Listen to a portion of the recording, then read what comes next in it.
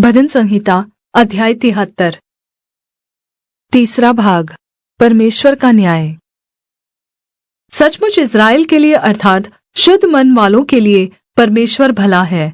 मेरे डग तो उखड़ना चाहते थे, मेरे डग फिसलने ही पर थे, क्योंकि जब मैं दुष्टों का कुशल देखता था तब उन घमंडियों के विषय डाह करता था, क्योंकि उनकी मृत्यु में वेदनाएं नहीं होती, परंतु उनका बल अटूट रहता है।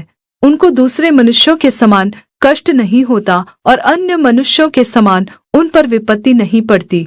इस कारण अहंकार उनके गले का हार बना है, उनका ओढ़ना उपद्रव है।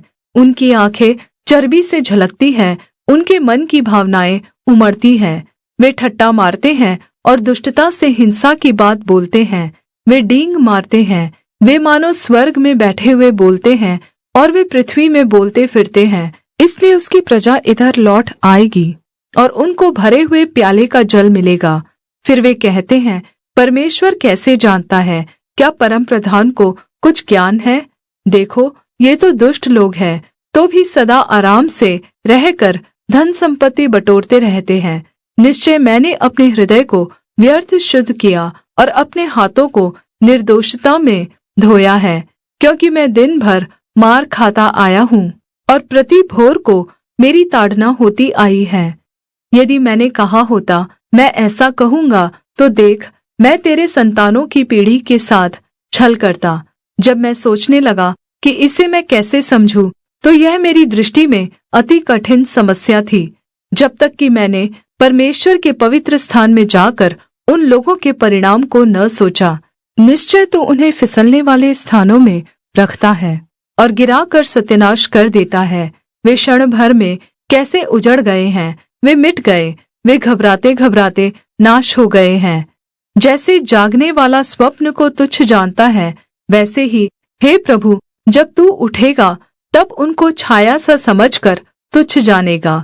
मेरा मन तो कड़वा हो गया था, मेरा अंतकरण छिद गया था। मैं अबोध और नासमझ था, मैं तेरे सम्मुख मूर्ख पशु के समान था, तो भी मैं निरंतर तेरे संग ही था।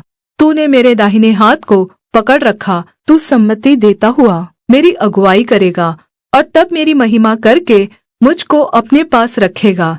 स्वर्ग में मेरा और कौन है? तेरे संग रहते हुए मैं पृथ्वी पर और कुछ नहीं चाहता। मेरे हृदय और मन दोनों तो हार गए हैं, परंतु परमेश्वर सर्वदा के लिए मेरा भाग और मेरे हृदय की चट्टान बना है। जो तुझसे दूर रहते हैं वे तो नाश होंगे।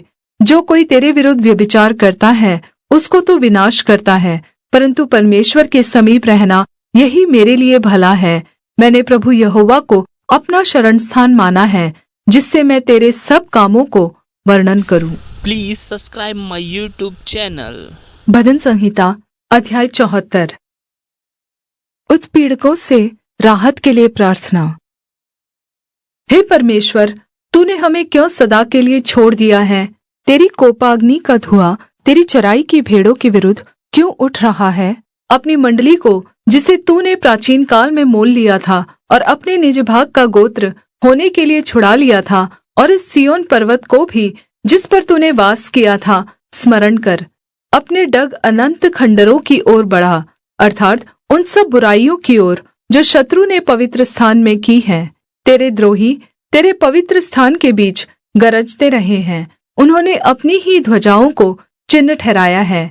वे उन मनुष्यों के समान थे जो घने वन के पेड़ों पर कुल्हाड़े चलाते हैं, और अब वे उन भवन की नक्काशी को कुल्हाड़ियों और हथौड़ों से बिल्कुल तोड़े डालते हैं। उन्होंने तेरे पवित्र स्थान को आग में झोंक दिया है और तेरे नाम के निवास को गिराकर अशुद्ध कर डाला है। उन्होंने मन में कहा है, हम इनको एकदम दबा दे। उन्होंने इस देश में परमेश्वर के सब सभा स्थानों को फूंक दिया है।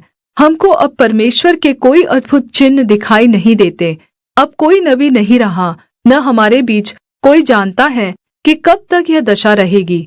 हे परमेश्वर, द्रोही कब तक नामधराई करता रहेगा? क्या शत्रु तेरे नाम की निंदा सदा करता रहेगा? तू अपना दाहिना हाथ क्यों रोके रहता है? उसे अपने पंजर से निकालकर उनका अंत कर दे। परमेश्वर तो प्राचीन काल से मेरा राजा है, वह पृथ्वी पर उद्धार के काम करता आया है। तूने तो अपनी शक्ति से समुद्र को 2 भाग कर दिया। तूने तो समुद्री अजगरों के सिरों को फोड़ दिया। तूने तो लिव्यातान के सिरों को टुकड़े टुकड़े करके जंगली जंतुओं को खिला दिए। तूने तो सोता खोलकर जल की धारा बहाई। तूने तो 12मासी नदियों को सूखा डाला। दिन तेरा है, रात भी तेरी है। सूर्य और चंद्रमा को तूने स्थिर किया है। तूने तो पृथ्वी की सब सीमाओं को ठहराया। धूपकाल और सर्दी दोनों तूने ठहराए हैं। हे यहोवा, स्मरण कर कि शत्रु ने नामधराई की है और मूर्ख लोगों ने तेरे नाम की निंदा की है। अपनी पिंडुकी के प्राण को वन पशु के वश में न कर। अपने दीन जनों को सदा के लिए न भूल। अपनी वाचा की सुधि ले, क्योंकि देश के अंधेरे स्थान अत्याचार के घरों से भरपूर है। पिसे हुए जन को निरादर होकर लौटना न पड़े। दीन और दरिद्र लोग तेरे नाम की स्तुति करने पाए। हे परमेश्वर, उठ, अपना मुकदमा आप ही लड़। तेरी जो नामधराई मूर्ख द्वारा दिन भर होती रहती है, उसे स्मरण कर। अपने द्रोहियों का बड़ा बोल न भूल। तेरे विरोधियों का कोलाहल तो निरंतर उठता रहता है। दोस्तों नमस्कार, आप सभी लोगों का हमारे इस YouTube चैनल पे आप सभी लोगों का स्वागत है। हमारे चैनल पर अगर नए आए हैं तो अभी हमारे चैनल को सब्सक्राइब करें, लाइक करें। धन्यवाद।